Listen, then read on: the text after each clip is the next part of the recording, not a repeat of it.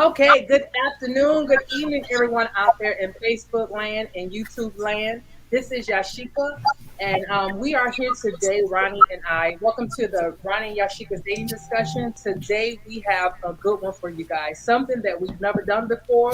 We brought in a guest today to really talk about dating in 2021 and going forward.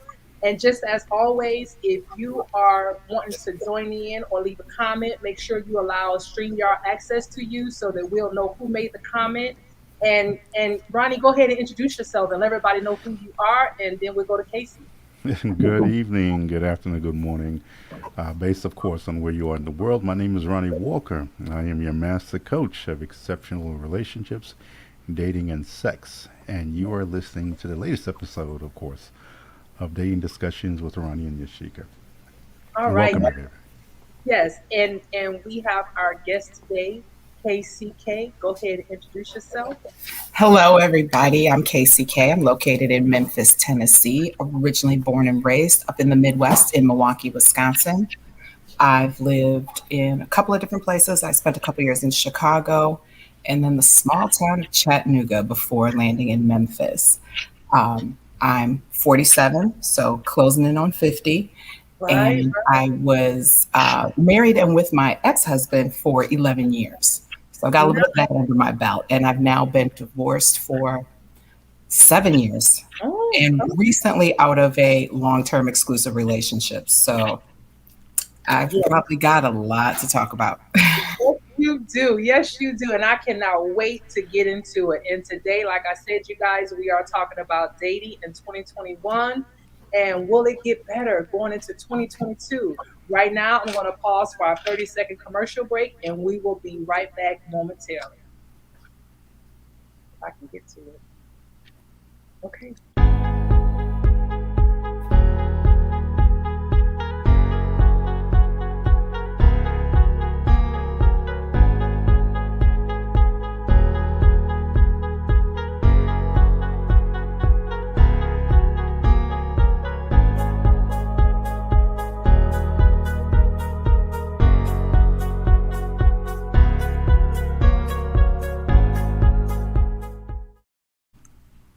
Okay, we are back. We are back. And like I said before, we are just getting down to, we're going to get down to the nitty and gritty today about what's really going on out here in these dating streets for us singles because it's rough out here, okay? It's rough. And like I said before, we're talking about dating in 2021.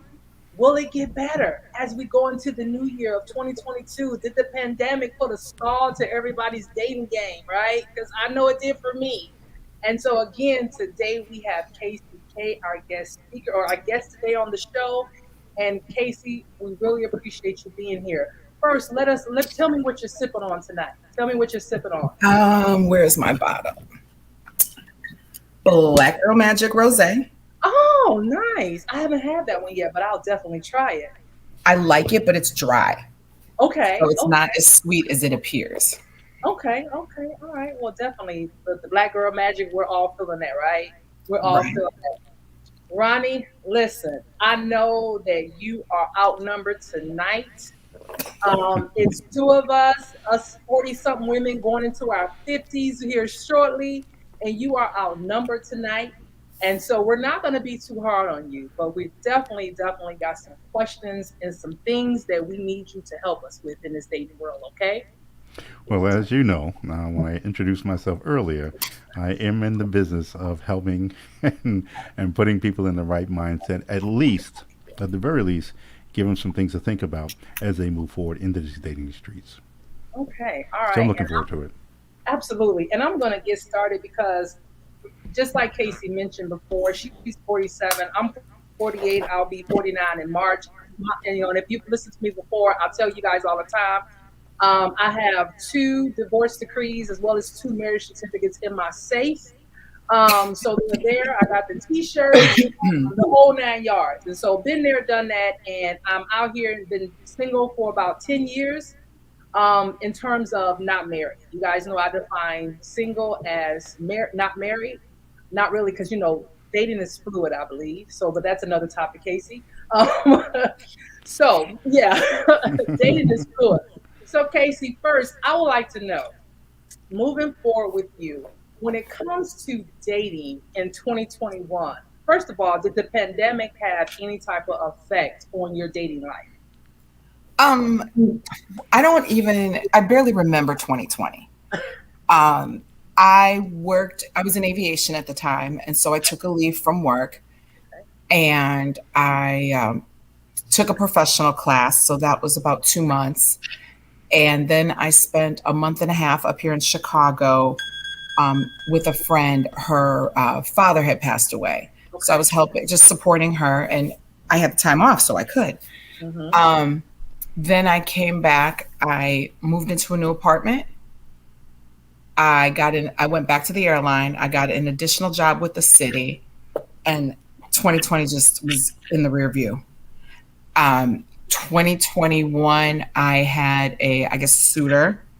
Oh, I was in a relation. Ronnie would remember this. I was in a relationship in early 2020 because that had started in 2019. I was actually fairly short, about 6 months, Okay. and it was going great until it wasn't. Okay. Everything he said and did, words, actions aligned. I was visiting North Carolina. It was long distance. But again, in aviation, it was like, it's like hopping in your car and going down the street. Right. Got along with everybody. He had met like a bunch of my people via Zoom. We hadn't scheduled a trip back home by my people yet, but I got along with all of his people. I literally gave up my apartment. I was supposed to move to North Carolina, but we're like, we'll kind of use this little pandemic break as a segue, like practice. Mm-hmm. I just got done with work the end of April. And the following week, he was like, yeah, this isn't going to work for me anymore. Oh I my was like, God. what? Como say what? I went into my little corner, cried, did all of that. But, when you have to focus on somebody else, it kind of helps. And so I went up to Chicago, helped my friend. She helped me through the breakup. I helped her through the mourning of her father and came back. And then that was the rest of the year. Mm-hmm. I was busy with both jobs. And about February, March, a suitor came kind of out of the blue. I'd known him for several years, but when I met him, he was married, all of that. Mm-hmm. Well, he was divorced at this point. We dated for about 8 months and recently broke up, and he had not healed from his ex. It was, why do women do this? I can't believe she do this. Da da da da da. And he's got 2 divorce decrees under his belt. So, he'd worry about the first ex, who was the mother of his adult, like college age children. Oh, I got to get her something for her birthday.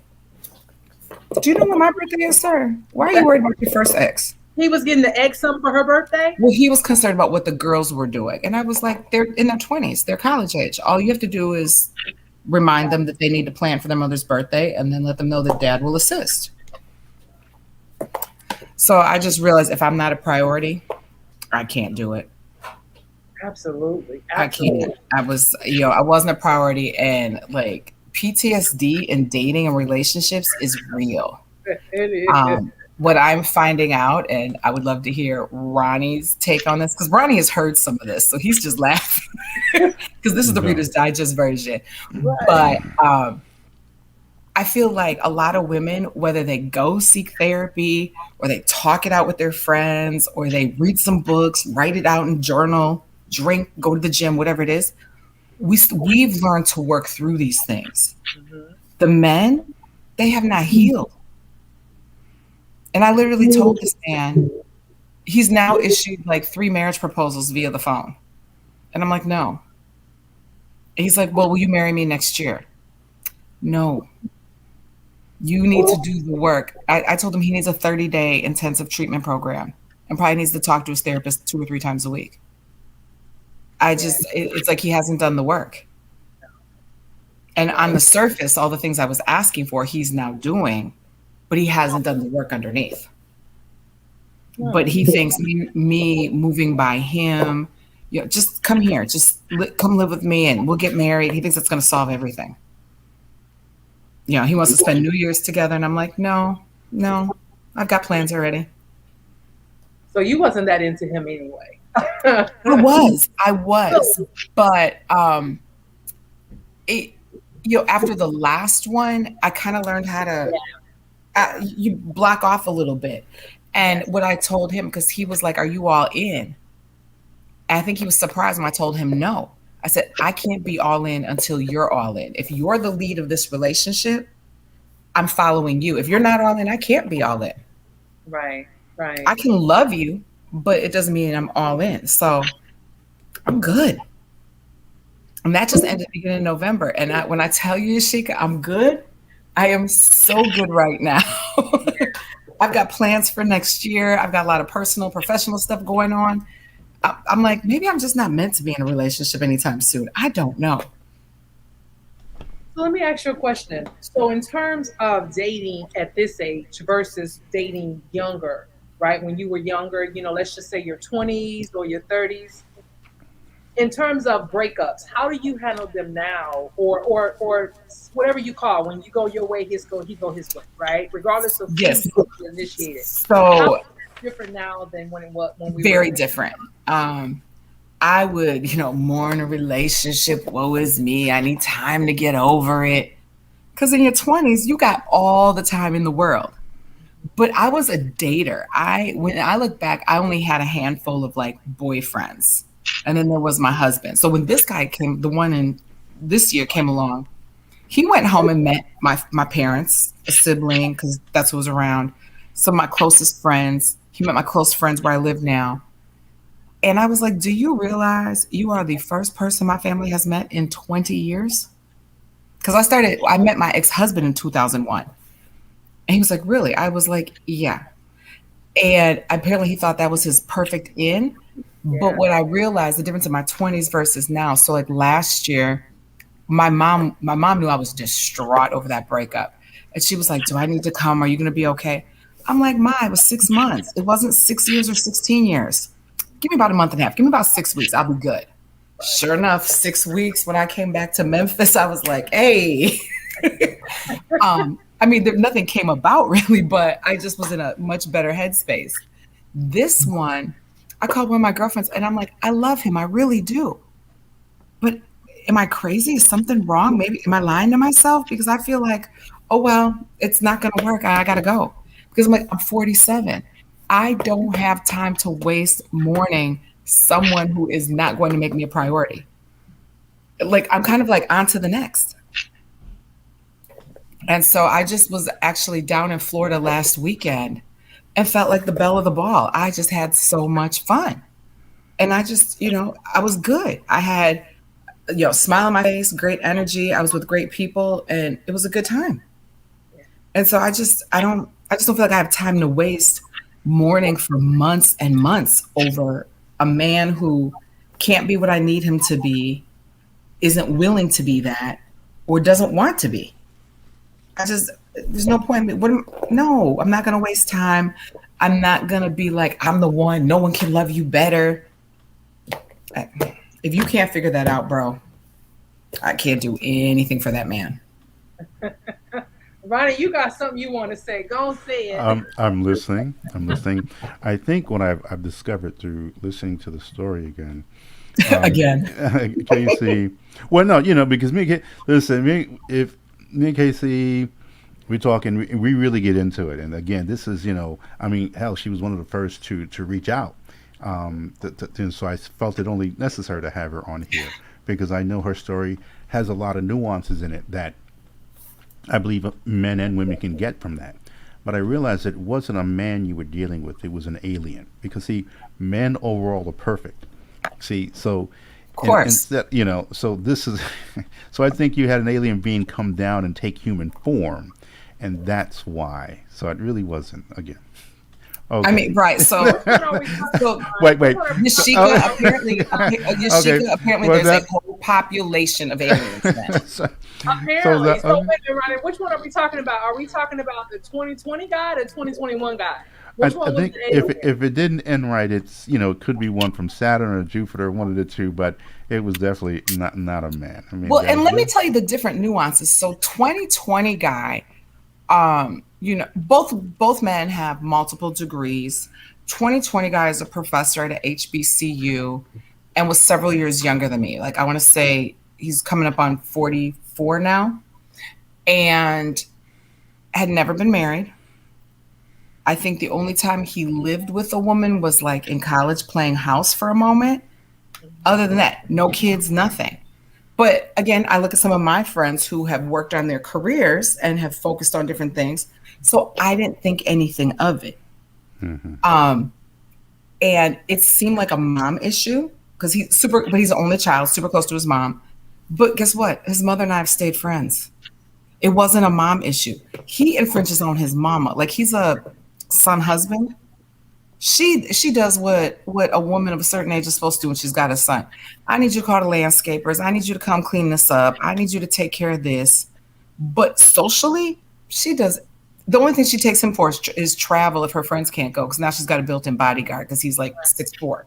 Yeah. Mm-hmm. But the one from this year, again, multiple degree professional HBC, both of them are HBCU grads. And this one was like 6 years older than me. Like he's older than my mother's husband. Let's go with that. That's a whole nother story. But my mother's 20 years older than her husband. Oh, nice. Who is only 4.5 years older than me. But anyway, this one, I was like, I've dated both sides of this now, right? Went a little bit younger, dated someone, supposed to have all his shit together. And I think his daughters are his queen bees instead of their princesses they should be, because they operate his life. And I'm like, no, I can't do it. If I may, and I'm going to reach out to the men who are tuning in, or for the ladies that have a significant other, they are a man in their life, they feel they should hear this. I'm glad you're sharing this, and I thank you for having the courage, Casey, because this is something that I've been on a tear for a number of years. Men seek help, and I get it, for a number of years, and even still in some spaces, men are put in a hole. It's slighted against them for seeking help and therapy. But I've heard this story over and over and over again. So it's either the mother challenge or the children challenge, more specifically the daughters. And I get the desire to want to be there and protect your daughters from order. But like you said, at some point, this is something that I'm always telling men. You really have to let certain relationships or certain levels of the relationship go, because this new woman is to be the one who's going to replace all of that. So at a point, you got to say, little girl, and I say little girl, and she's 19, 20. I've seen it happen, and the woman's 35. Yeah. This is a full grown. I'm like, well, why does she have her own husband? I mean, what the hell's going on? And I'm listening to these men really try to defend why they still should play. And many times, it is just something they use as an excuse from committing. Either way, I'm always saying, gentlemen, if you're tuning in, you've heard this woman say this. I've heard this over and over and over and over again. So if there is a divorce you haven't gotten over and you're still trying to find the answers for that, it doesn't matter what the reason is or why, go sit down with someone and put in that work. I'm real big on that. I'm very big on that, because that was something that I know I did on a number, and still continue to work on myself. If you're going to include another person in your life, you need to make sure that you're mentally mature, not just chronologically. Yes, I'm 45, I'm 50, or whatever. So I get it. I get it. So this is yet another example, gentlemen. So you just don't hear me saying that this is what I hear from women. You're hearing it from someone. You're hearing it from someone live and direct. That I'm sure that if these men are honest with themselves, that, yeah, she just said how great they look on paper. But what did she say? There was still some work to be done. And not the surface work, the deep level work. So I don't want the brothers to take this as a slight against them. I want them to take this as a learning moment, that there are a lot of incredible women out here who are putting in the time and investment in themselves and emotion. But if we're not correct, then we can't be correct with the woman moving forward in 2020, in remaining of 2020, and in 2021. So let's make this a commitment, brothers, that we do the work, or if there's some friends of ours that we know that we hang with, listen, let them know. Regardless of what anyone else says, go see somebody, speak to someone. Hell, you have two professionals here. You have me and Yasheka. So if I'm not someone you want to hear to, Yasheka, she'll leave her information there as in a post who can help you in this space. So that's what I'm going to say for now. Is there anything that you wanted to add, Yasheka? Yeah, I wanted to jump in for a minute and kind of play devil's advocate, right? Okay.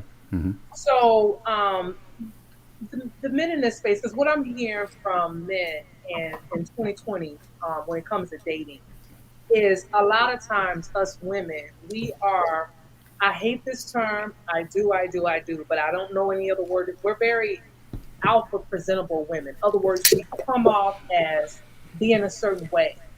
So whether it's a man or a woman, there's also a part of us where we feel a need to be needed, right?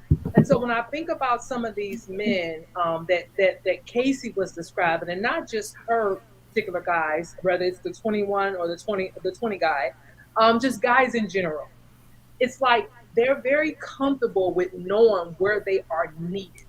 So, for example, if it's a daughter, they know the daughters need them. If it's a mom, they know their mothers need them. If it's an ex, although they're not with them, they still understand how that person operates in terms of need, because we don't know.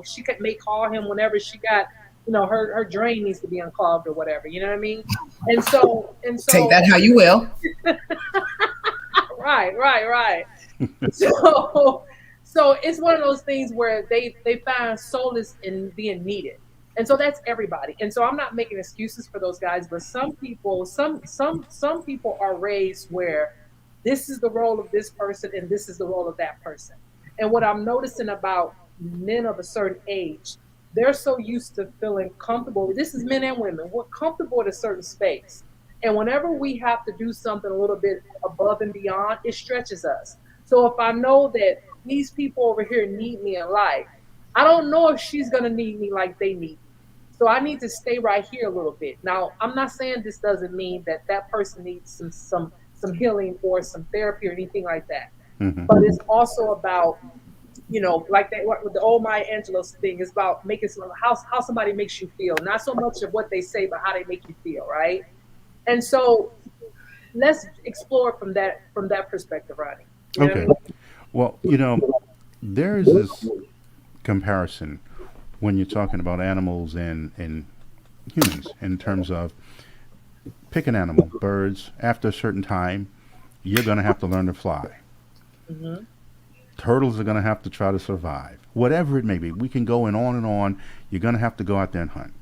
Right. Humans are pretty much the only one where this kind of period of being around each other, being there in another one's life for God knows how long. There's also a difference between an intimate relationship and a paternal relationship. It's like you will have a husband and wife, and let's just say the husband or the wife, either one, I don't want to pick one, it becomes very ill. And that interferes with the sex, the intimacy. It doesn't mean that the spouse does not love that person. Mm-hmm. It just means that that turn on is no longer there. So it went from an intimate relationship to a paternal relationship. It's the same with the son and the mother, the son and the daughters. That's a paternal relationship. This is something that, yes, not saying you don't love them any less because you're now not spending as much time or caring about certain things that they're doing. They're grown. They're supposed to be able to do that. As opposed to an intimate relationship that man is to have with that woman. And if, again, this is where talking to someone helps, because the men have to understand and accept the difference between the two. So again, and sometimes this comes from a space of you're wanting some sort of guarantees, like, well, how do I know KC, really needs me, or is, I'm playing a part in her life? Well, the first thing I'm always saying, well, bruh, ask her. I'm sure, just ask her, and one of two things is going to happen. She's going to answer. to she may not answer or give you what she feels an answer. But either way, ask the question, shut up, and then based on how she answers it, you make a decision whether or not you choose to believe it or not. But far too often, and to your point, Yasheka, and women are guilty of this, we go into this situation thinking that we really want some form of firm guarantee. And this is the word, guarantee. And I'm like, it just doesn't happen. But if you're not having the communication when we talk about each other's needs, okay, Casey, what do you need? What needs to happen from me, from Ronnie, in order for you to feel desired, needed, things of this space? And you communicate that, and the same with me. So this way, if you've expressed this to Casey and she's addressing it or not addressing it, this is when the conversation happens.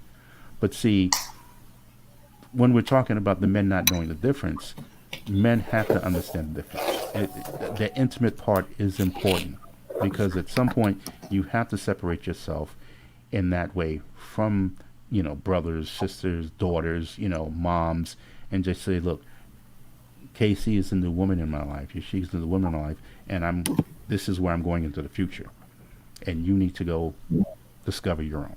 Did that address what you were? Well, yeah, we see, people see it depending on how you're looking at it. But I want to ask Casey a question. Casey, so I'm going to refer to them as 2020 guy and 2021 guy, right? Fair. So 2020 guy left without really an explanation, whereas that 2021 guy was, let's get married next week if you can. So let's pretend for a second.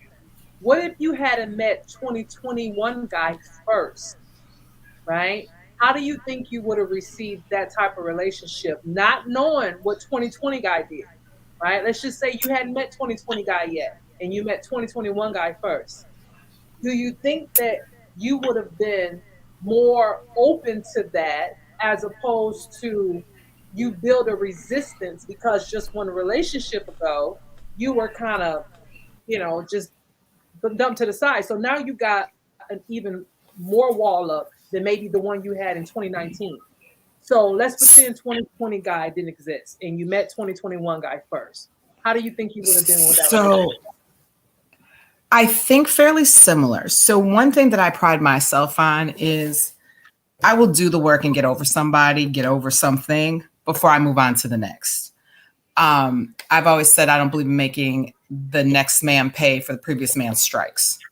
So that's always been huge. And I've been like that since probably high school when I could date. I couldn't date till I was 16. So I saw those first couple of years of high school, I saw a lot of stuff my friends went through that I didn't even have to worry about because my dad wouldn't allow me to date. So I've just always been that way. It's like finish this, then start the next. Now in college, I might break up with you on Friday and have a date on Saturday, but I was still going to be done and start over. Right. When it came to 2020, I think the difference really more so than who I met is my age.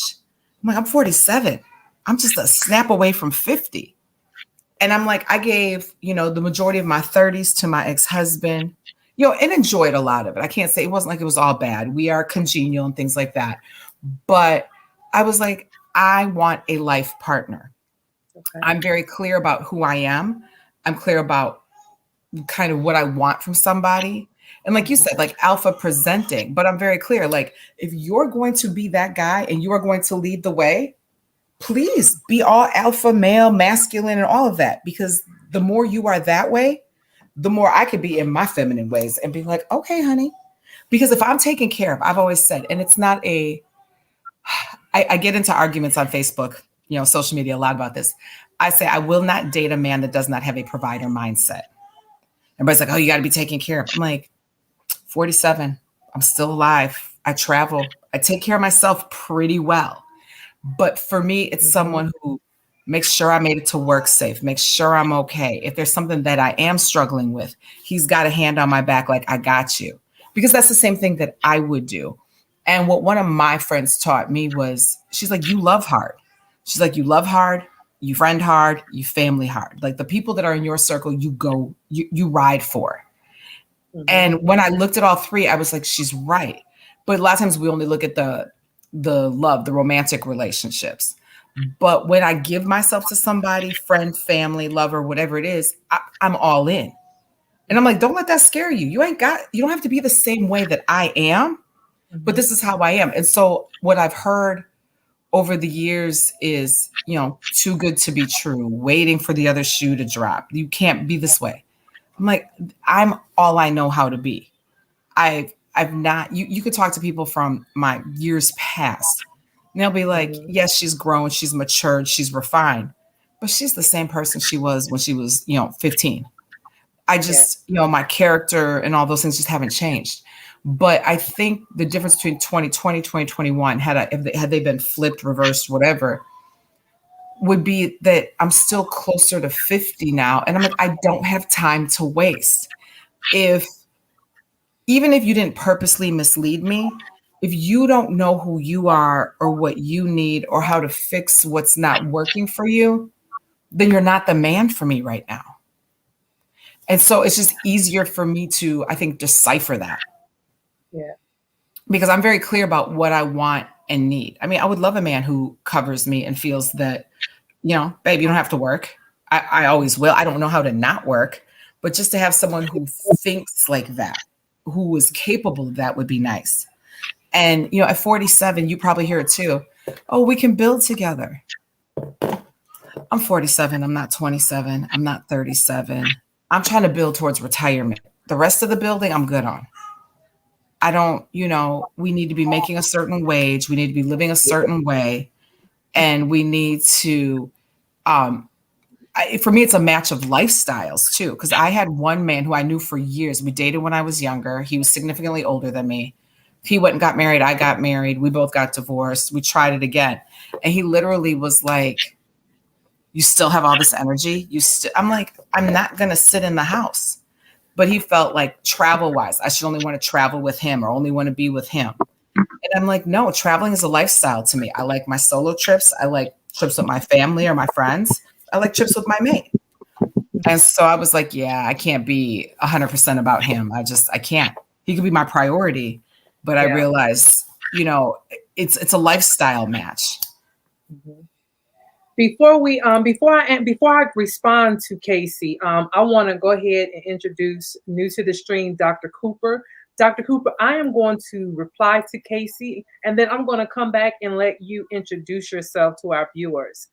But Casey, this is what I wanted to say, and Dr. Cooper, I'm so glad you're coming in on this part. Hopefully, Dr. Cooper can hear us. This is what I say, and Ronnie and I have talked about this before. So this is because again, I'm looking at it from I'm just me and my Shikaism is what I often call it. I heard you mention that you grew up with your parents, your mom and your father in the household. A lot of us were raised with just one parent in the household, unfortunately, especially in our communities, right?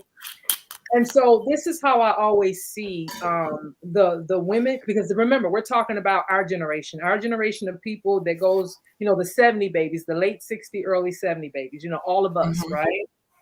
We come from a generation where one or two things, either the father was not in the home or the father was in a home, but yet he was working, and therefore he was never really around because he was the breadwinner for the family.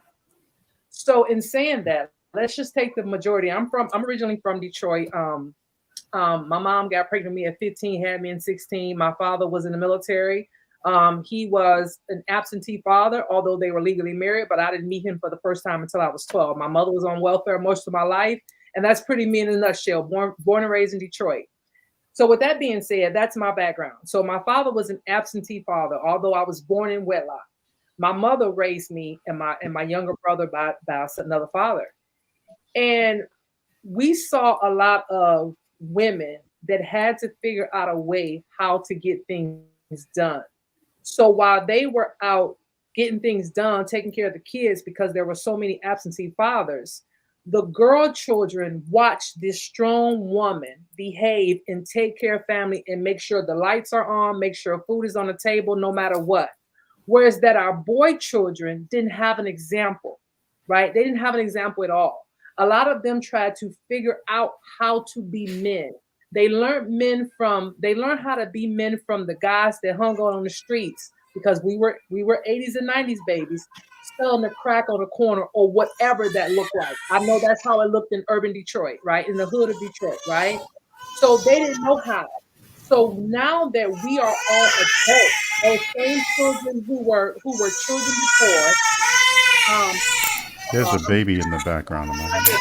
hear back. That is me. I'm on vacation helping a. Okay, okay, all right. I'll bring you back off mute. Okay. So anyway, so we saw those. So now that we are all adult children, the same children, and watch mom struggle and make ends meet, father nowhere to be found. Now we all are adults. So the men don't know how to figure it out. So of course they run into the appear to be alpha females, because we're just alpha female appearing, right? Because we have to be strong. We have to take care of everything. We have to, right? Because nobody, you don't want to go out here with our cape not on straight. I mean, our crown not on correct. We don't want it to lean to the side. We want it straight up and down, because that's what grandmama and them did. That's what mama and them did. And so I say to that, when it comes to our men, the way I see it is that a lot of them just don't have direction. So when they run into us, and we're at this age, they don't know what to do, a lot of them, because they never were shown. So they're still trying to figure it out. I have this little saying that a man doesn't quite know who he is till he knows what type of woman he wants. And so I'm not making excuses for none of them, because I got two men children that I birthed, right? I only birthed two men. I only birthed men, and I have two men children. And I only thing I can say is, I would make sure their fathers, because I had a son with both husbands, show him how to do this. Like today, I was taking my 18-year-old, trying to show him how to unclog my sink, literally, because it was backed up. And I told him to Google it. I wasn't about to show him. I wasn't gonna do any of that. I said, YouTube it and Google it and let me know what you come up with. And Ronnie was on the phone with me earlier, so he knows I'm telling the truth. I told my 18-year-old, listen, I don't care how you do it. Use YouTube, Google, whatever, and I'll come back in a minute and see what we're doing. Because I wanted him to figure it out. His father isn't in the household no more because we're divorced. Now he stays over his house as much as he's with mine. But how often would a sink get clogged for my son to see that? You understand what I'm saying? And then over his father's house, they have a whole bunch of money over there. So they have maids and all that come in. You know what I mean? And so what I'm saying is that he has to learn this somewhere. So there are just so many things that the men who are now our age, they just never was showed. And so when they need to show up, it's not that they don't want to. A lot of them just don't know how to. And so I think that we as women, we have to sometimes remember that, right? Because I wish that there could have been a father in my household that showed my brother how to tie a tie. My brother didn't learn how to tie a tie till he was in his 20s, about to go get married. You understand? No one showed him that. And so we didn't grow up in the era of Google or YouTube. You know what I mean? We're talking about in the 90s. You know what I mean? And so I just say that. So I really do wish that we as women of my age, I'm 48, remember that, right? We remember that. And so anyway, I'm off my soapbox. Dr. Cooper, it is such a pleasure to have you. Come on in and welcome to Ronnie and Yasheka's discussions. We have Casey on already. Come in and tell us a little bit about yourself and your name and everything. Okay, we can hear you. We can't hear you, Doc. We can't hear we can you. hear you. Do it one more time. Yep. We still can't hear you. You may have to leave and come back in. And if you may have to leave and come back in. So we had to do that a little earlier with Casey. It might just be StreamYard. So if you have to leave and come back in, then do that, and we'll log out and come back in. Right. Yeah, just log off and come back in. Okay. All right. Well, and we'll see her when she comes back. But we're going to continue on. But Ronnie, what I said to Casey, and Casey, if you want to respond to my comment, then by all means, while we wait on Dr. Cooper to come back in. So my whole life is completely off our diaspora.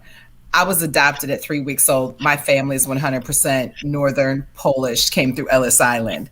Okay. So, I was raised in a two-parent household. My parents raised me in schools so that I had diverse friends. The majority of my friends have been Black my whole life. So I saw those relationships because a lot of my friends' parents were together, but as many as were together weren't together. Yeah. But what I recently saw something. It was a young lady that was mixed. Her mom was white, and we were talking about the how people are like, you're more Black, you're more white, depending on which parent is Black or white. And what I could relate to is she said all the tools I was given on being a woman didn't apply to my life as a Black woman. And so that was me, right? I could relate to that because I had to learn a lot, like getting into college and beyond. I take that to kind of try and look at the men that we're dealing with, because the generation before us raising the men our age, and our generation, Yasheka, raising these young men. What I've realized is we model, if it's a single mom household, we're modeling that strong woman thing, right? It's the girls know how to run all the parts of the household. Is she back? Is Miss Cooper back? Yeah. Go ahead. Yes. We Go got ahead. you. Go ahead so we can do this whole conversation. Get her in here. Okay. Come on in, Doc, and introduce yourself. Tell everybody a little bit about you. Okay. Hello, everybody. First of all, thank you to my friend Ronnie. It is a pleasure. And thank you, Yasheka. Oh, my God. Thank you. You as well. I just throw this out there, disclaimer, Black don't pack, because I'm 49 and I'll be next year. So yay. Go yay. I have okay, so let me stop being I'm gonna be Dr. Cooper. Okay, so I am Constance Cooper, Dr. Cooper. I'm the author of 10 books. I'm the owner of California. Divinely Me Hair Salon. I am the CEO of Divinely Exquisite Ministries, Divinely Me Coaching. I am a single mother who single-handedly rose. I raised 4 children by myself, 3 men children and 1 daughter. Yeah, and I'm the grandmother of 3. The mother-in-law of 1. I do so many things. I'm a mentor. I'm a coach, I'm an author's coach. I have my own TV show, the Divinely Me Show on Majesty Network TV. Sometimes I air on Roku, it permits. And then I have my own YouTube channel. What is that channel? I always forget the name of the channel. That's old. That's one of them channels. Yeah, it's one of them channels I'm on, just one of them.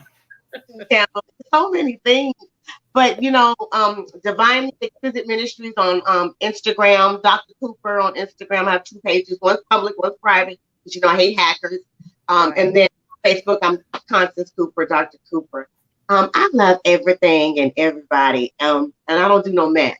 And I don't do stress. I've been single, but I've been seeing someone. So, because then nobody want to come get me. So I had to let them find me. They dug me out of the muck. And all of the dating pool. And it's been an interesting journey. I'm just, just me. I'm just kind of me. And you're right. Men, children. I always say, this is a conversation me and Ronnie have. I love to promote the healthy men thing, like the healthy men syndrome, or some healthy men. But what you have to understand is that men hurt too. Yeah. They're not unhealthy, they hurt too. I've learned that men are more emotional than women are nowadays. I find that they kind of act out of familiarity. So if it's familiar, if it's not broke, don't fix it. They're more, if you present yourself sexual, they're sexual. If you present yourself a lady, you're a lady. If you present yourself that you want to be a mother, then they want you to nurture them. I mean, it kind of depends on his maturity level and his mindset and the healing of his heart. Sometimes you are sent into a man's life to be his healer. Sometimes you are sent into a man's life to help him find his healing. Sometimes you are sent into a man's life to be his lesson. I am not the one. Can't do it here. You good. You're a good man. You're just not my man. You're a good husband. Just not my husband. First up, for women, and hey, I ain't got a lot of time to wait. Either we doing this or we're not. You know, I don't waste my time. And raising men, I found that I became the woman standard for them to actually go find a wife. So my oldest son is married, and I have two grandchildren. My second son, he still has that second son, I have that second child syndrome kind of thing going on. I never thought it was real till I had to deal with it. And I had to deal with it from a son perspective because I have a sister. I come from siblings, I have 4 sisters and 2 brothers. So, and it's different when it's a sister, but when it's a guy watching my son act out that syndrome, I realize men are emotional and they mimic if they've been raised by a mother. I did my best to become healthy. I did my best to become the role model, and to be the leader and to not emasculate them so they would not be broken in my home. But I found that with my son, other women broke him, not me. What I found was other women disrespected him, not me. What I found was that I know I raised him right, because when another woman was trying to abuse him and put her hands on him, he knew not to get that girl. He knew that he was not going to prison for domestic violence. So I knew I raised him right. So here's the thing. In 2020, the dynamic with men changed a lot. Let me tell you why, and women. You found out who had the stick and stay power. And as a Christian woman, I found out who really walked by faith and not by sight. I found out who were more talkers than doers. I found out who had the stick-to-itiveness and the courage to trust in the God that they say that they serve. And I also found the hypocrites. So what I learned in 2020 was that you can't take everything at face value. The real person is going to come out sooner or later because you'll meet the representative in the beginning. And somewhere in the second month or the third month is when the CEO comes out. So I always say you got, 3 people that you're talking to in a person. You can address the queen, you can address the fool, or you can address the little girl. Because there's 3. You can address the king, address the little boy, or you could address the fool. 2 fools getting together ain't gonna make no sense. But a king and a queen getting together, coming up with ideas of how to make this thing work. You have to have a mindset that I'm getting into this. This is what my standard is. What is your standard? This is what my goal is. What are your goals? If the goals, what you just said, but the goals don't match, then baby, like I said, you're a good man, just not my man. You're a good woman. I'm a good woman. I'm just not your woman because we don't agree. Scripture says, how can 2 walk together unless they agree? But guess what? People in the world say karma. Okay, there is a thing called agreement. If we don't agree, we're not going to get along. And if you don't have the decency or the self-respect to bow out gracefully and you don't have to win, people want to win all the time. I don't have to win this argument. Because guess what? I'm real grown. I'll win it. Real grown. I'm grown. So let me ask you one follow-up, Doc, before Ronnie and Casey ask anything. So at some point, is all that worth the 76% of us women who are single sitting at home? You're not single sitting at home because men is crazy. You're sitting at home but because these men is on the down low. Do you understand what I mean? Because Yep. I told Casey earlier, I'm kind of seeing it from, today, Ronnie and I are switching roles. Like I'm taking it from his normal perspective. If so many of us women in our generation are single, we saw our mothers, some of our mothers, some of our aunts never make it to the altar, but yet they had kids, right? And that's what a lot of us dream of, is making it to the altar, regardless of everything else. A lot of us, not all of us, but a lot of us.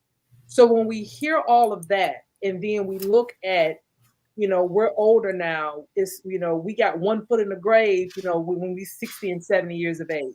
Is all that other stuff worth it if in the end you want that one person by your side? Because if we get rid of all this, none of that really matters except for when that end comes. That's the thing that matters the most. And I'm just asking. So here's the thing about a healthy relationship. I was raised by 2 parents. I was in a 2-parent home. But My parents had a 20-year gap age difference. My mother was 30, my father was 50. So I got some new school and I got some old school. I'm a 70s kid. So that's what real love was real. As a matter of fact, we were just in the salon listening to Shaka Khan radio station. And, you know, you got LTD, you got Shaka Khan, you got Rolls Royce, you got all of the real love music, right? And they worked with Teddy Pendergrass begging you to stay with him. So here's the thing. So when they divorced, my point, when they divorced, I was a child. Okay, when I saw healthy at first. But when I became older and I could realize what was happening, it was backward. My mother was the adulterous person. My father wasn't. So when they broke up, what I did see was a healthy breakup. It wasn't always healthy in the beginning. It was dysfunctional, to say the least. But somewhere along the way, because my father was older, he found a way that when they broke up, he still was a man. He still took care of his responsibilities. He still took care of us. He still paid bills. And when he figured it out, and even though my mother was seeing other people, his children were his children. And he made sure we were okay. And then we gravitated to his house and we were raised by him in our latter years. So in our teen years, we were taught really, honestly, how to be women through my father. So I don't understand sometimes the daddy syndrome. I have a daddy syndrome, but it's reversed. You're supposed to treat me right. Yeah, I deserve all that. You're supposed to respect me. You are supposed to open my door. You are supposed to pick the bill. I'm not looking at the bill. For what? I'm supposed to pay for it? What? For what? So what I found was women in today, they're so self-sufficient that it kind of scares a man. What can I do for you? You can do everything for yourself. Matter of fact, let me just case in point. I'm the person I'm dealing with. You can have anybody that you want, honey. You're accomplished. I don't know what was wrong with the other ones before. And I think Ronnie has told me this before too in our private conversations when he's been on my panel, You can have anybody you want. I don't know what's wrong with those people over there. But sometimes we can become intimidating. We're single because we're accomplished. Somebody's sweet. I'm sorry. I don't care. They just sweet, baby. I don't know what to tell you. This millennial stuff, I don't get it. I don't want to do everything. I'm doing everything simply because Doc, that millennial stuff is a whole nother segment. Yeah, it is. It is. I'm trying to do everything. I did everything because I had to do everything. But I was taught to do everything because when they split, I knew how to work. I knew how to take care of myself. And then my father told me this. And this don't work for everybody. This probably ain't going to get a whole lot of light. Everybody ain't agree, but my daddy always told me when I broke up with my children's father, he said, listen, you can't squeeze blood out of a turnip. I'm telling you something, just go on with your life, get you a job, then babies didn't ask to come here, you take care of them. And I'll tell you what, you want to spend a lot of time in court, or do you want to go to work? So let me say something. So this is just me, again, I come from a pretty much a single parent home, whatever. Right. I gave you my little backup, my thing. However, that's what I saw. When it was time for me to get married, I got married the first time. And before I got pregnant by my husband, we had been married 3 years. When I divorced him and I married my second husband, we had been married 3 years before I got pregnant by him. And then we ultimately divorced because I'm not with them. So I say that to say that I had 3 years in that time to decide after I married a man if I was going to have children by him. So if we put so much into the emphasis about what man should be, why do we have babies by them before we make it to the altar? To have that time to see if that man is worthy of us having a baby by him. Well, I can't speak for everybody, but I was hot to tell. I had my babies at 17, child. I had both my kids. I had 2 kids by the time I was 19. What are you talking about? My story ain't like everybody else's story. And I've been married twice, divorced twice too. I wouldn't know about it. I'm not talking about you. I'm talking about I understand. That's what I'm saying. Some of the issues that I hear, and I've been doing here for 30 years, so you got to understand, I hear all kinds of stories from women. I hear happy women. I hear disgruntled women.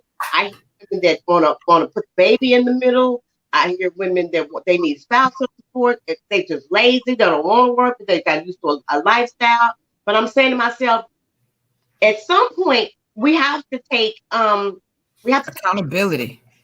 for what we do. We're so quick to throw it off on what's wrong with them, but I always like to say, hey, listen, when I got divorced the first time, I knew that this Negro, it was like I didn't want to. Okay, listen, I was newly reborn in Christ. I didn't want to live in sin. What had happened was, I had these kids. I had to set an example, and I was quoting scripture left and right. Let me tell you about religious. I was religious, honey. Listen, we got to get married. We can't do all this. right? We didn't. I didn't know nothing about that man. I was in my late 20s. What was I thinking? None of the children were his. I was all the cookie jar was already open. I just knew that I wanted to please God. First marriage. We were married 2 months, but 1 week actually, and that Negro was already cheating. I didn't know about him. I just knew I didn't want to live in sin. I knew I was having sex. Second marriage. I knew a little something about him, but he wasn't a good father, and he was cheating the entire time. I thought he was innocent. This Negro was cheating the whole time. He came in cheating. Didn't know anything about him. My mistake. That's what I'm saying. I take ownership to my premature moving too quick. I want to be married because I've been asked lots of times. I just said no because I knew that I wanted to spend my life with those types of men. I thought these men were the upgrade, but they were not. They were not. That's why. So what's interesting is, Dr. Cooper, you've mentioned a couple of things. So I grew up in a 2-parent household. My parents got divorced while I was in college. So as I've had conversations with my siblings, I have a brother that's 4 years younger than me and twin sisters that are 6 years young, almost 6 years younger than me. My sister said, she goes, you had a whole different life experience than we did. Because I had my parents till I was 20 in the same household. Like you said, it presented as a healthy relationship. People used to say that my family was a cross between like the Cleavers and the Cosby Show. And, and that's what it appeared. But what, as I started going to other people's houses, friends' houses, seeing other relationships, I remember looking back and being like, my parents weren't friends. They didn't talk to each other. They sat at the table and talked to each of us 4 kids. You could keep a lot of shit at bay when you got 4 people to distract you from reality. So I had that. But like you, when my parents got divorced, my dad kept the house and the kids. I mean, I was in college, so I just came home and stayed there. But I stayed at my mama's too. But growing up, because I was the oldest by a significant number of years, I was the babysitter, I was the housekeeper, I cooked, I did all of those things. But my dad worked in like manufacturing. I dug the shillings out of his steel toes. He paid me for that though.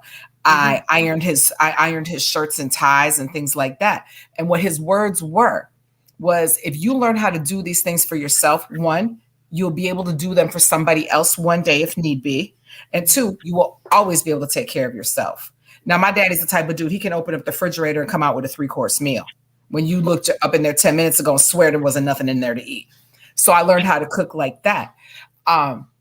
When it came to dating, my first, my little high school boyfriends, that was whatever. My first college boyfriend, when I found out he was, no good, dirty, down low, cheating, all of that, I stopped dating for probably about a year and a half. Because I was like, if everything I learned was from my parents and this is what I chose, clearly I need to do better. And so I had to figure some things out going into my adult life, my ex-husband, etc. I mean, we were the best of friends. We had a great relationship. He put his mama first, then he put his sister first, then he put somebody from the streets first. So there was issues there. But when it comes to, you had said something else about choosing these men. And if there's men listening, like for me, I love my brothers. I do. And when brothers say they're in therapy, I just look at them. I be like, that's so sexy. Like to see a man working on some things, I love it. And I try to be that friend. And while we're out here talking about like the men that we've dated, one thing, I think I shared this with Ronnie last year, but one thing that I did after 2020, Yasheka, was I looked at how I was choosing the men or what I was looking for, choosing, etc. And I looked at the men that I was friends with from like childhood on, probably about the age of 14. I have some amazing male friends. I mean, from educated, got doctor in front of their name, to borderline like 30-year career military, to somebody who was locked. I can't even say somebody. A few of them that were locked up and did well afterwards. They just span this variety, but the way they treat the women in their life, their wives, their mothers, their families, their sisters, their kids, etc. These are the men that, like, when it's Valentine's Day, when it's my birthday, I get it's random little stuff. It's not necessarily this big significant, like, oh my God, balling out, but I'll get like Cash App, I'll get flowers, whatever. Like, hey, just so you know, someone's thinking of you. And not in a romantic way, but just like they've set the bar for how a man is. And again, I'm not interfering in their romantic relationships or anything like that. So my thing is, if they've got whole women, wives, kids, etc., and they treat me like this, why am I picking men to treat me less than that? Because if I'm supposed to be your priority, why can't you even meet this bar? And that was something I said to the last one that I dated. I said, I didn't come up with the bar. You set the bar when you approached me. You told me what you wanted, what you were capable of, what you wanted to do, and where you wanted to go. Mm-hmm. You started that, and then you chose not to meet that bar. And because you showed me that and you're not meeting it, I can't continue. It's not what you presented yourself to be. And you're not at your best, and you're not giving me your best. Why do you think I deserve less than your best? Well, that goes back to what I was saying in the beginning when I said I married two men prematurely. And can I tell you how long those marriages lasted all together? You could put them together, like Adam. Oh, it's 1 year. One was man. Well, like my ex-husband, we were together 11 years. We were married for 7. And, and again, we had a good run. He is a good man. He is remarried. He's got a wife that's significantly younger than him, but whatever. They now have 3 kids under the age of 3. And he's, in the latter half of his 40s. Good luck with that, bro. But it's, when I got divorced and men would come, it's like, oh, well, you want to be married? You could be Mrs. Smith. You could be Mrs. Johnson. And I would look at them and be like, look, I had a ring worth more than most people's cars. I had a last name. And now I got my daddy's last name. The ring don't matter to me. I'm not having any kids at this age. So I need you to come with your best. Those ethics, are you God-fearing? Can you make me laugh? Can we have fun doing nothing? Or, because going out on dates and going on vacation, like everybody can put their representative out there. But it's when you're sitting around doing nothing, like, let me go grocery shopping with you. What kind of laundry detergent do you use? How picky of an eater are you? What is your regular lifestyle like?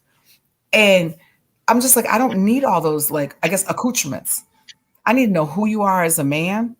All that fancy stuff can come after the fact. But I need to know who the man is that I'm dating. I just can't get with, like, constant 5-star. I mean, we all love to be wined and dined and treated well.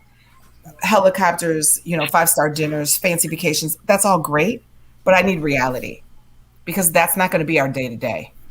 If I may, there's a number of things that you both covered very eloquently. And as the youngest of the 4 here,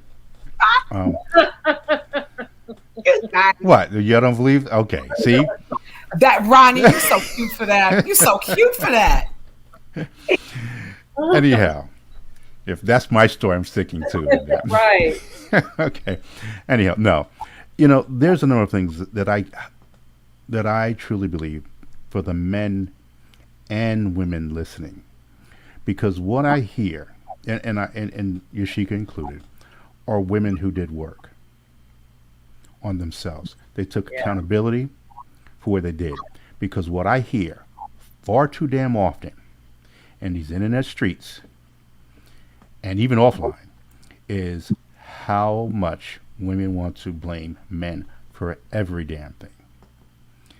And one of the things that I've learned in my growing up, and we're talking about now, I'm a man who grew up in the hood, so we're talking Harlem, South Bronx, and I was one of the few who had both a mother and a father, closing in on almost 60 years of marriage, but I also had friends who had single mothers who were, they were a piece of work themselves, but did the best they can. And they had single mothers who, given the circumstance, but you know what? The women all rose to the occasion. And so when I hear a lot from the men complaining about women, and this, I says, brothers, we as men have to take accountability for what we didn't do as well, because that blame also comes from the other side when you hear on these internet streets men doing nothing but blaming women. Hmm. And so we can get in here and have debates as to whether or not it's mostly women's fault, it's mostly men's fault. And given this situation, I can point to the work that they both need to do at one point or another. Hmm. So this is what it was about. And I love the fact that as I'm hearing from Dr. Cooper and Casey, again, just let it be known that these are two exceptional women that put in the work and did what they need to do. And so this is why I believe, and we're going to ask them again as we move forward into Yeah. 2022. Here, Dr. Cooper and Casey, what are the prospects, for them and for other women moving forward. So there was just so many great things, and I hope the lessons were picked up from both the men and the women in that, because again, all I hate was women putting in work. They did the work, they took the accountability. This is what I did. This is why. I mean, just not to go when you said something. You said you was hot in them streets every morning. Right, You know, right, I right. mean, it doesn't get any more real than that. But you know what? You'd be surprised of how many women saying, "Well, this is what it sounds like," and they'd be like, "No, it wasn't. It was this man. He manipulated me. He did all these other." I mean, they will do everything in the world except. And I said, this is when I talk about when we talk about dating. If we haven't got our story straight and being honest with us, and then expecting someone else to be honest with us, it's a recipe for disaster. So again, I thank both of you ladies. I'm sorry now, Doc, you had your hand waving, and then we'll go to Casey. Yeah, because we both got something to say there. Yeah. Yeah. I was going to say that in the process of doing the work, I was abused. That my books were about my life, me abusing myself, being addicted, and then becoming an overcomer, and then the being abused by somebody, quote unquote, in the church. What I learned about myself in therapy that I didn't understand what healthy love looked like. I thought because I did have the reverse daddy syndrome. I thought that take care of me, pay my bills, and all this, all this extra stuff, material pieces of it. That was a form of love. What can you do for me? But here's the thing: what I learned about um, love in the sense that it was unhealthy, and I needed to do the work, and I had abandonment issues, I had rejection issues, I had a need to addiction to wanting to be in a relationship, and even if it was unhealthy, I would stay in it, even though I saw the warning signs.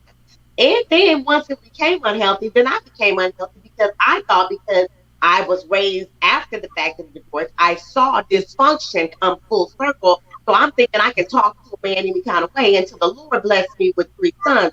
And he told me he trusts me. When he told me he trusts me, he said, now I need you to not behave like that because that's not how your father talked to you. That's how your mother talked to you. So I need you to be a healthy woman. Your father told you how to be a woman. Here's the thing. When I went back to church, the mothers of the church taught me how to be classy. I had to mimic my aunts and my grandmother and all of the other people who were not like my mom. Now, I love my mom. My mom, that's where my fashion comes from. I, I begin my nails. Just fashion, honey. I love it. But here's the thing. At some point, I had to realize that when I got abused, it wasn't because I said anything wrong. It was that I'm everything beautiful. So I didn't understand it. I was already saved. I didn't understand how you could say you love the God that we say we serve, and you could actually manipulate, be a narcissist, and use reverse psychology, which drove me to want to be a Christian counselor. I understood the assignment.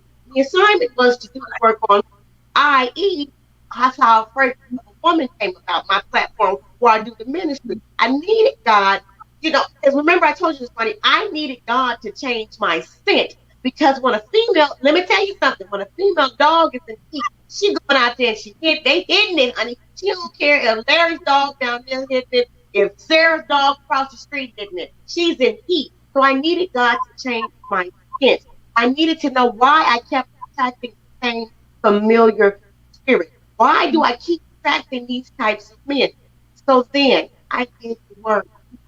Stop blaming them. And I did it. I did self introspection and I figured it out. Honey, you did this. Kind of, you need to talk less. Scripture says what? Be quick to listen and slow to speak. I need to understand who's doing the talking, and then I need to watch and pray. I need to see who's doing the talking, because I need to see you in all seasons. I need to see how you behave winning. I need to see how you act when you lose it. I need to see how you act when your kids is acting up. If you have children, if you don't, I want to know why you don't have no kids and you're about 40 years old. Who you been playing with? Because I know for a fact, raising 3 sons, that your penis gets hard by the time you come out of the womb. It just automatically does that. So what you been doing with the thing? Because I want to know why you ain't made no baby somewhere in another thing. What's going on? Where you been putting that stuff at? It's going somewhere. So I did the work. I started to do back studies. But now, honey, we do conversation on the dialogue. Listen, at the end of the day, I know what I need. I know what makes me happy. I know what I'm willing to put up with. And I know what I'm willing to give. I know what I'm willing to do. I know what I'm willing to do. I'm not saying we settle. Everybody's not going to be 100%. I'm going to sit there. Your echo. I have an echo. I'm sorry. I'm a zip down fool sometimes. So if I know I act up, right? Why would I expect you to be 100% everything? I don't have unreasonable expectations of another human being because we're flawed by nature. So I have to take some of my expectations and give them to God. And I stop praying out loud. Yeah, it's nice and fine to put that stuff on paper. But what I know about the devil, he's good at giving you counterfeit. I'm sick. If I want to knock off, I can go online and find me a whole bunch of I need to understand if we have things in common. Not going to always agree, but can we be mature enough to agree to disagree? And then I don't have to win the battle. I said it earlier. And you see, I know it. You ain't seen me, honey, but if you see me, I know it'll work with. I'm going to later. Go with that. Well, so Yasheka said something earlier, and she was like, while we're all home, sitting home single.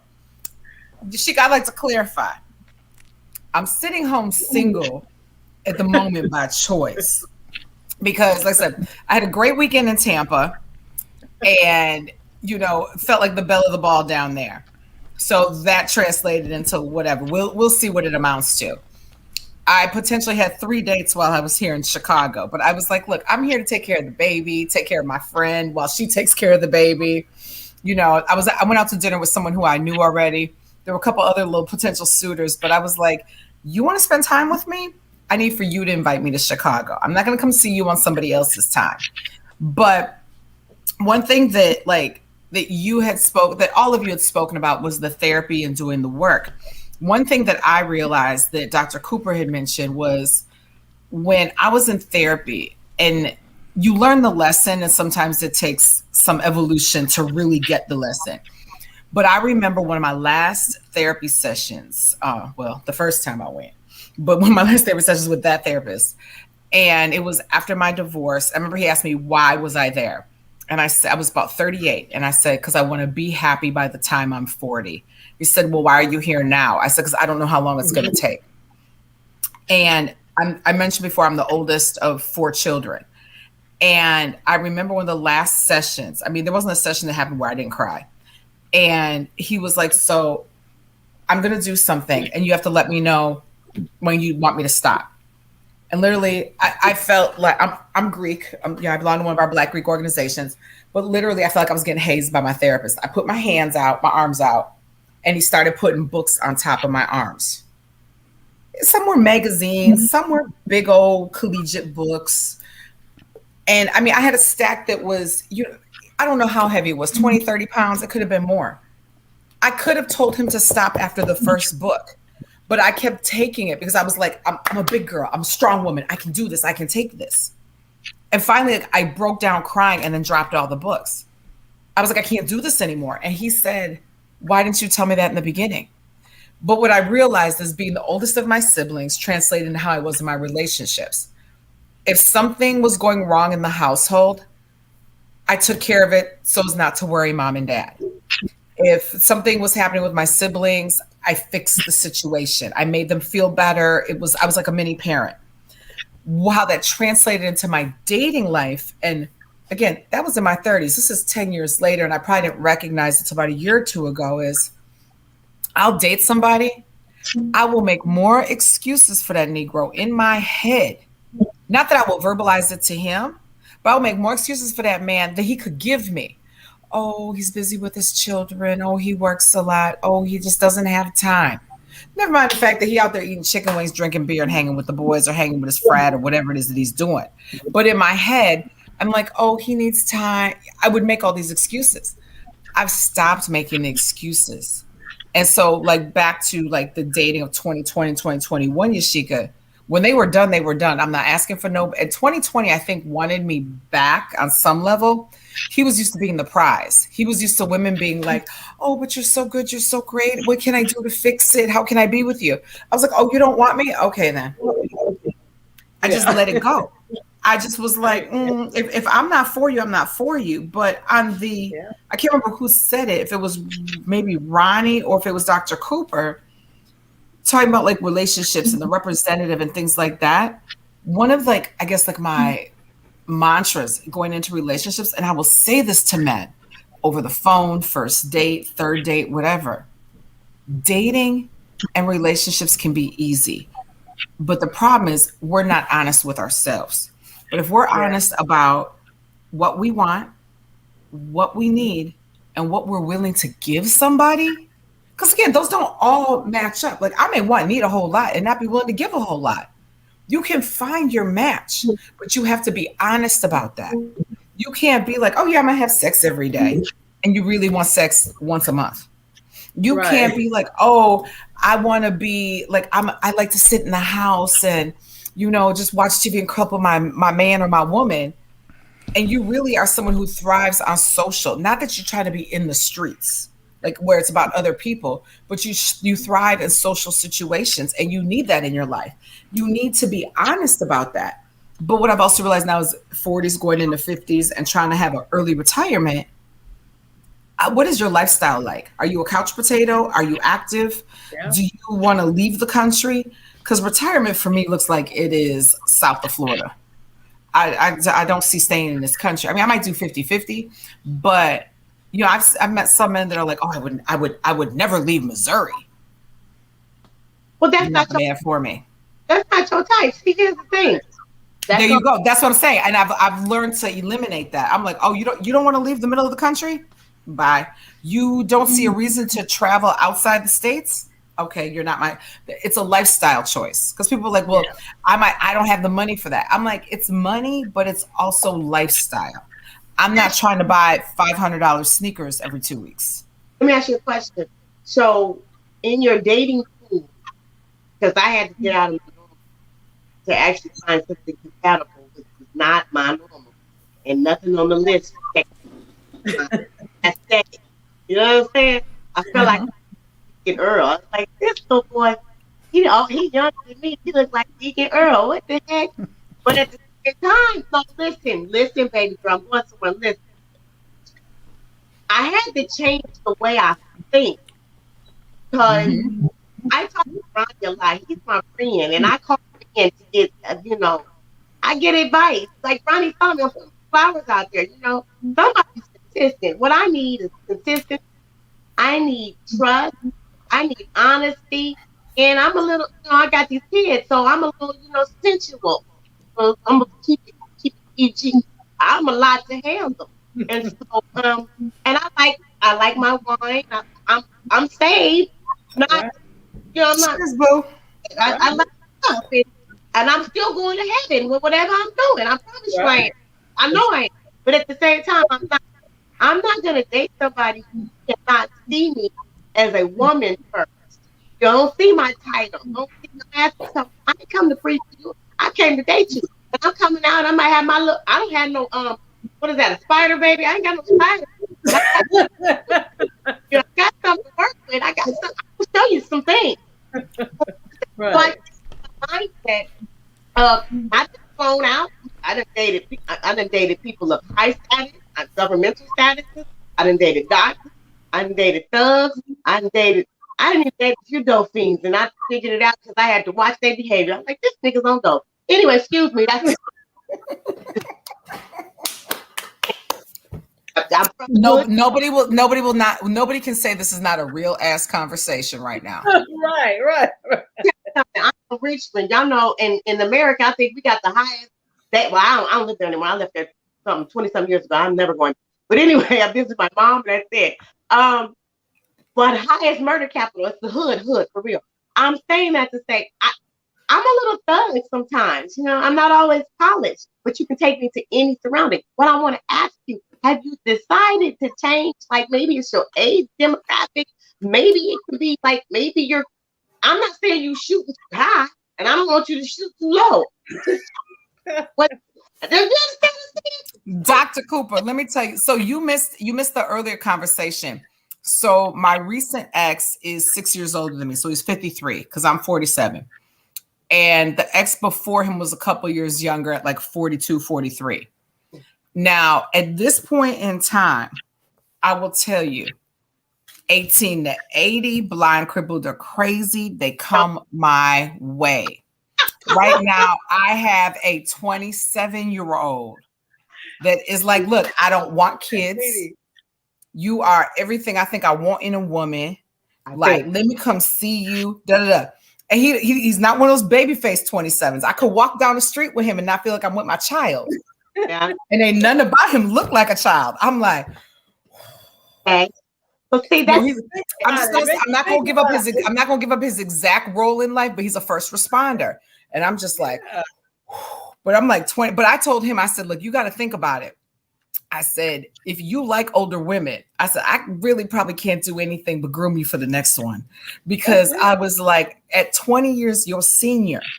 I said, and I told him, I said, but what you also didn't hear, Yasheka, is my mama's 20 years older than her husband. They've been together since I've been 20. They've been together for 27 years. She met him before he was 25, but they started dating when he was 25. He and I were both in college at the same damn time. Baby. And when I tell you that woman keep a smile on her face, exactly. It's a strong argument, but that's a whole nother story. But I told this youngin', I said to him, I said, I hope you really enjoy working, because if you marry a woman my age, you're gonna be working by yourself for a long time, because I'm retiring in the next 10 years. You got damn near 20 working on your own. He doesn't mind, sweetheart. Listen, the mindset of, and this is one of the things that I know. Deacon Earl, that's what I call him. Deacon Earl said he won't work for me.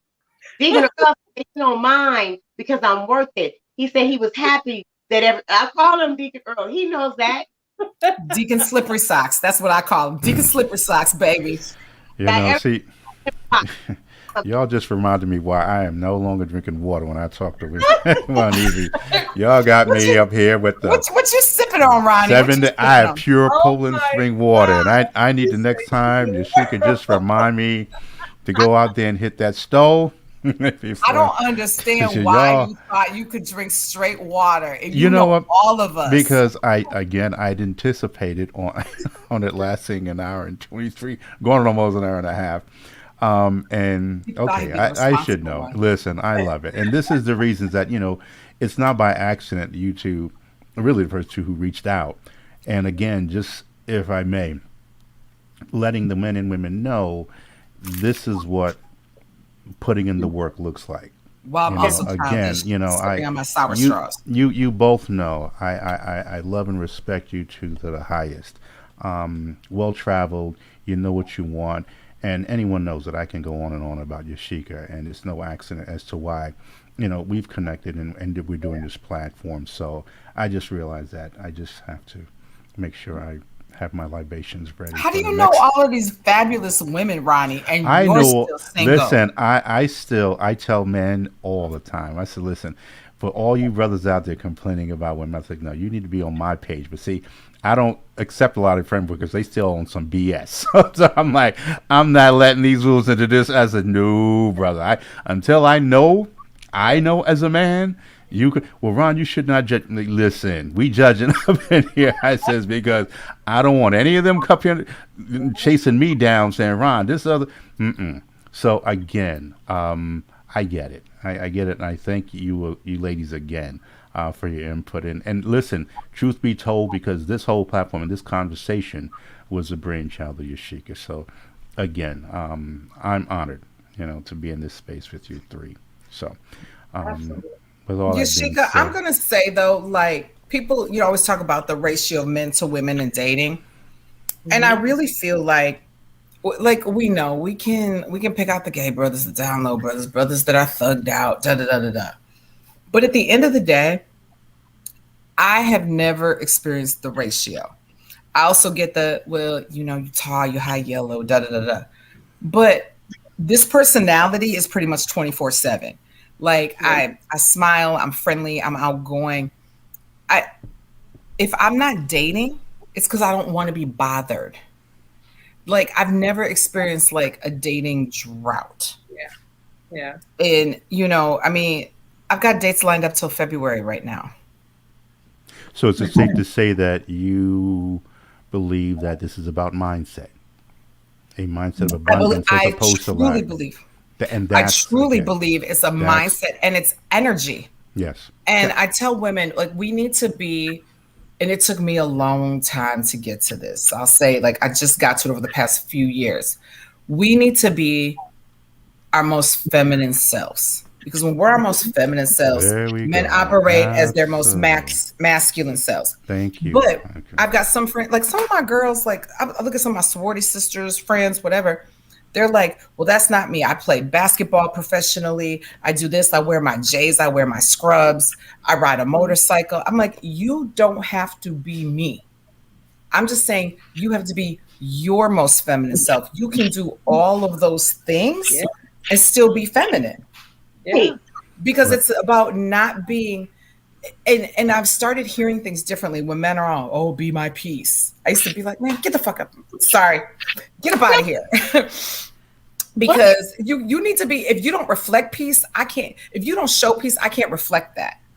Yeah. But what I've started realizing was what they want is someone who's not argumentative at every turn of the corner. Not that you have to be agreeable, not that you have to be a doormat, not that you have to be passive, because I am none of that. However, it's about, Yeah.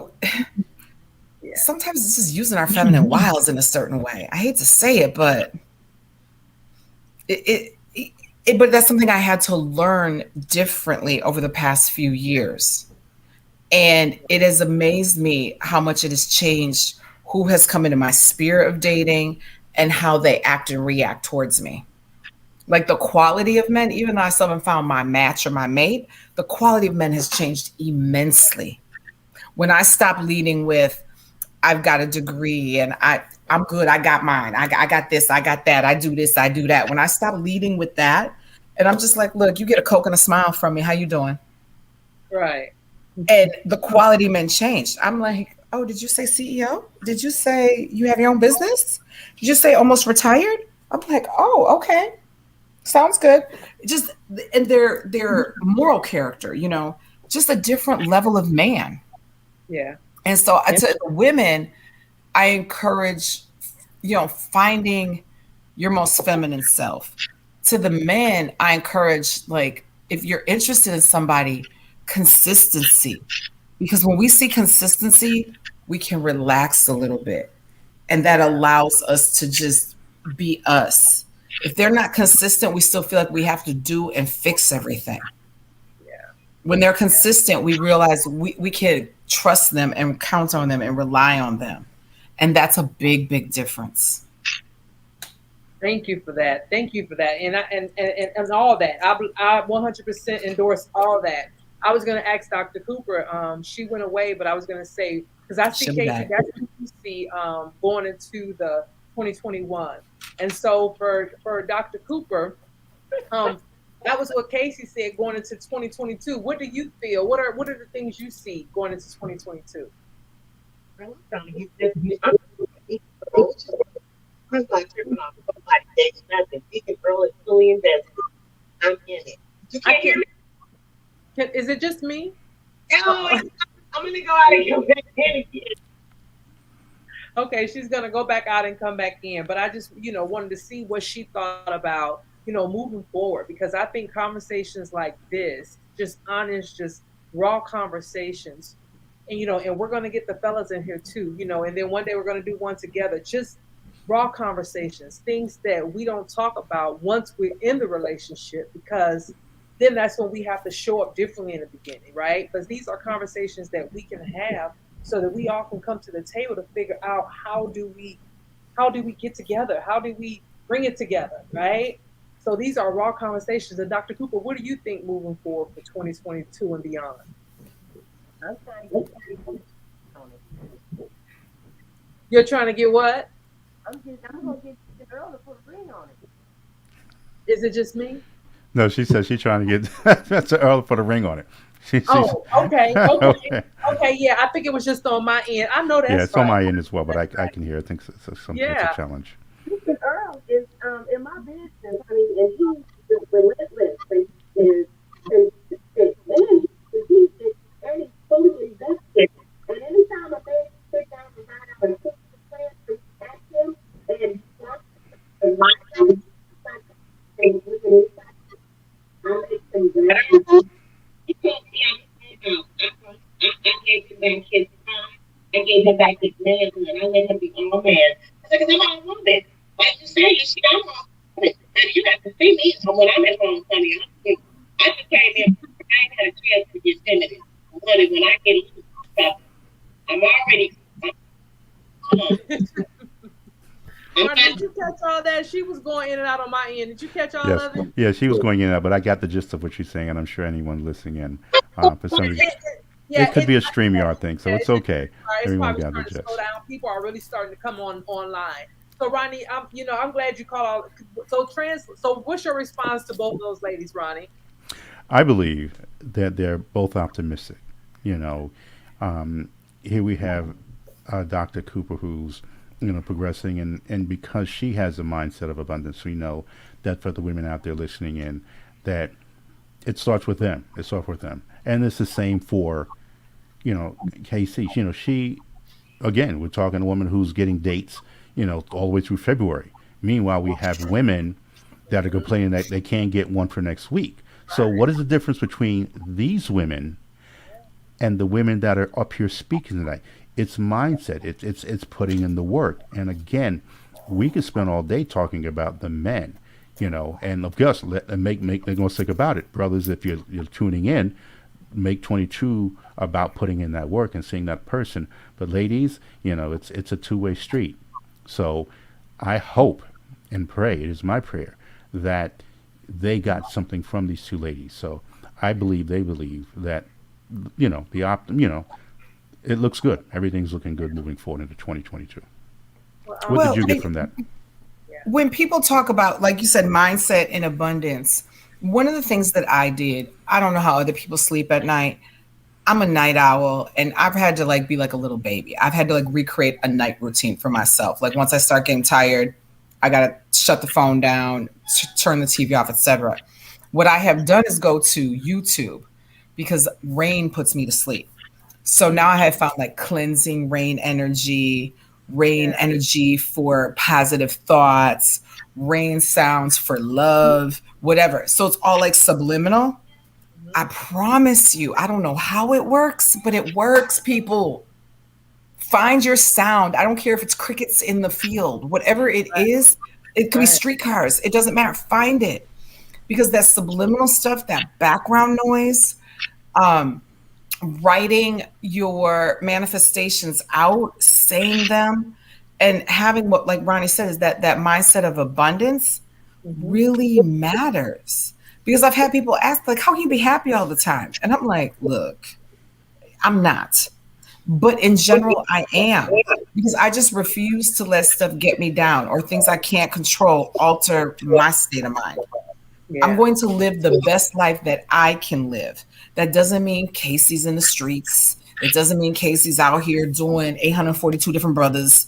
It's Right. just I'm going to enjoy my life. I mean, if we had time, I could tell you about this past weekend that I had in Tampa.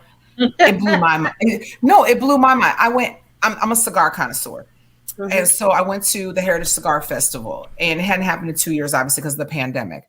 And I went just like everybody else. I went to have a good time. There was a white party. There were some parties. There was some like shishi, like upscale places. There were some like kind of corner joints. Somebody I had interviewed for my podcast had just opened up a spot down there.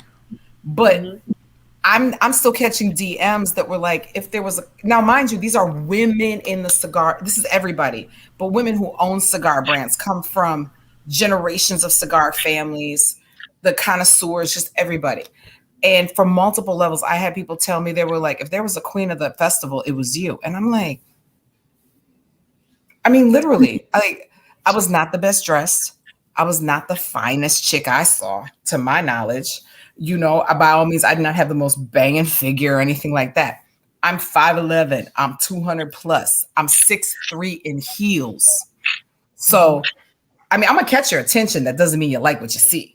Right. but it was interesting. But I've got people reaching out to me. They're like, "Did they pay you for your appearance?" I'm like, "Appearance? I was just coming to enjoy the festivities like everybody else. There was no appearance." But because of whatever energy I was putting out, that's how people took it. I mean, and I was with 3 other women. I was with my friends. Yeah. And again, because of that energy and the positive vibe, that's how people took it. I was just enjoying a great time with everybody else.